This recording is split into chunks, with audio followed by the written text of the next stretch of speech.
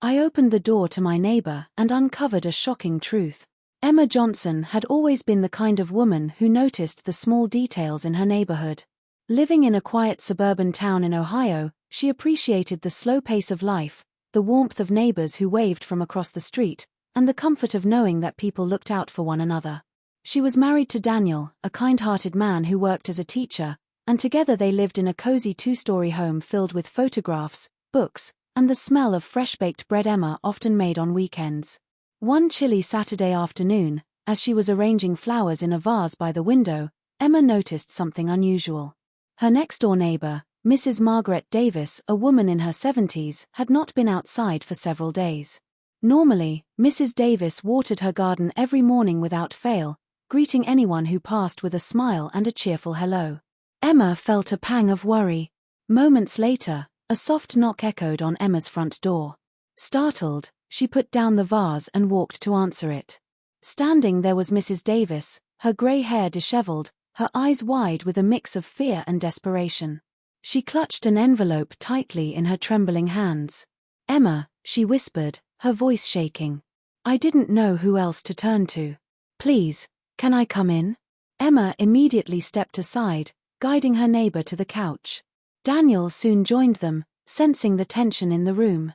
Mrs. Davis handed Emma the envelope, urging her to open it. Inside were several old letters and documents, worn from age but carefully kept. The words on the pages revealed something Emma never expected. Mrs. Davis had been hiding a part of her past, a truth that was both shocking and heartbreaking. The letters told the story of how Mrs. Davis, decades ago, had been forced to give up a child for adoption under difficult circumstances. She had carried the secret her entire life, too ashamed and too afraid to speak about it. But now, after receiving a new letter from someone claiming to be her long-lost child, she could no longer keep silent. The letter in her trembling hands explained that the child, now an adult, had found her and was desperate to meet. Emma and Daniel sat in silence, overwhelmed by the weight of the revelation. Mrs. Davis explained that she hadn't told anyone, not even her late husband, and feared how the community might react if the truth came out. But Emma gently took her neighbor's hand. "Margaret, this isn't something to be ashamed of. This is about love, and about second chances. Maybe this is your opportunity to heal." In the days that followed, Emma helped Mrs. Davis prepare for the possibility of meeting her child. She offered emotional support, researched adoption reunion resources, and even reached out to a counselor who could guide Mrs. Davis through the process. When the day of the meeting finally came, Emma stood by her neighbor's side. In a quiet cafe across town, Mrs. Davis nervously waited until a tall man in his 40s walked in. His eyes carried the same warmth as hers, and as soon as they locked gazes, tears filled both their eyes. He was her son.